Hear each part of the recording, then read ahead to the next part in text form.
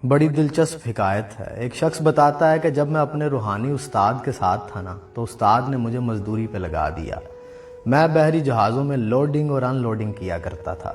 سارے دن کی محنت کے بعد میں جتنے پیسے کماتا، میرے استاد ان میں سے میرے 2 وقت کے کھانے کی رقم کو الگ کرتے اور باقی ساری اللہ کے راستے میں خیرات کر دیتے۔ میں نے ایک دن ان سے اس حکمت کی وجہ پوچھی تو وہ مسکرا کے بولے کہ کچھ دیر تک تم یہ کام کرو، میں تمہیں اس کے بعد اس کا جواب ضرور دوں گا۔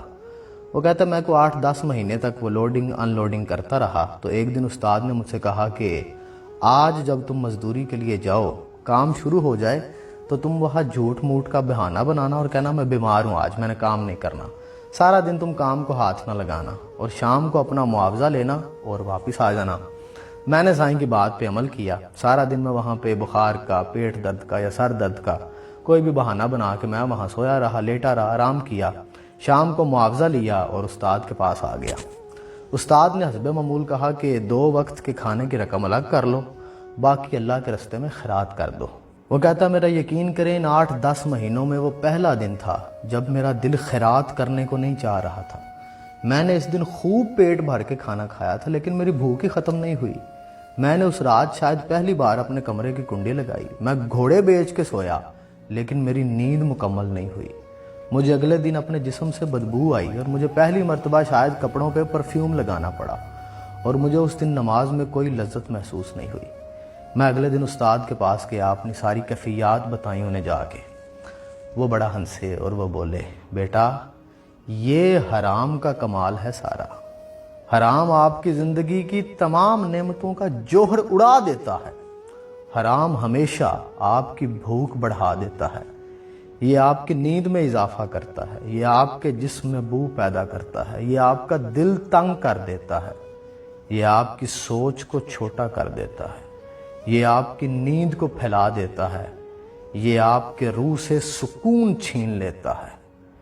ایک دن کا حرام 40 دن تک آپ کو ستائے گا اور ان 40 دنوں میں آپ جھوٹ کی طرف بھی مائل ہوں گے، آپ غیبت بھی کریں گے، آپ کے دل میں لالچ بھی آئے گا، آپ دوسروں کو دھوکہ بھی دیں گے، آپ کے اندر بلا وجہ امیر بننے کی خواہشیں بھی پیدا ہونا شروع ہو جائیں گی۔ وہ کہتا میں یہ سن کے ڈر گیا اور میں نے استاد سے پوچھا کہ میں اگر حرام کے ان برے اثرات سے بچنا چاہوں تو مجھے کیا کرنا پڑے گا؟ تو وہ بڑی دیر تک خاموش رہے اور بولے خاموشی اختیار کرو، ذکر الہی میں مشغول رہو اور روزہ رکھو، یہ تمہیں اندر سے پاک کر دے گا۔ پھر انہوں نے اپنا سر اٹھایا اور بولے کہ سالوں کی ریاضت سے جو میں نے سیکھا ہے میں وہ تمہیں بتا دیتا ہوں۔ یہ کائنات ایک صندوق ہے اور اس صندوق پہ ایک بڑا ہی پراسرار، بڑا ہی موٹا تالا لگا ہوا ہے اور وہ تالا ایک اسم اعظم سے کھلتا ہے اور وہ اسم اعظم ہے حلال۔ آپ زندگی میں حلال بڑھاتے جائیں، کائنات کا یہ صندوق کھلتا چلا جائے گا۔ وہ کہتے ہیں میں نے عرض کی اور حرام کی کیا پہچان ہے؟ وہ بولے کہ دنیا کی ہر وہ چیز جسے دیکھنے، چکھنے، سونگھنے، چھونے کے بعد آپ کے دل میں لالچ پیدا ہو جائے۔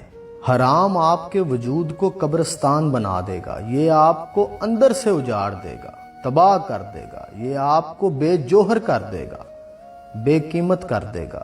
آپ کے گھر میں، آپ کے پڑوس میں، دنیا میں، معاشرے میں آپ کی کوئی اہمیت نہیں رہے گی۔ یہ آپ کے چہرے کی رونق کو ختم کر دے گا، یہ ڈی این اے میں سرایت کر جاتا ہے۔ تھوڑے دن پہلے میرے ایک بھائی ہیں، انہوں نے مجھے ایک ویڈیو بھیجی، اس میں ایک بزرگ فرما رہے تھے کہ رزق حرام کا ایک نوالا 3 نسلوں تک اپنے اثرات چھوڑتا ہے۔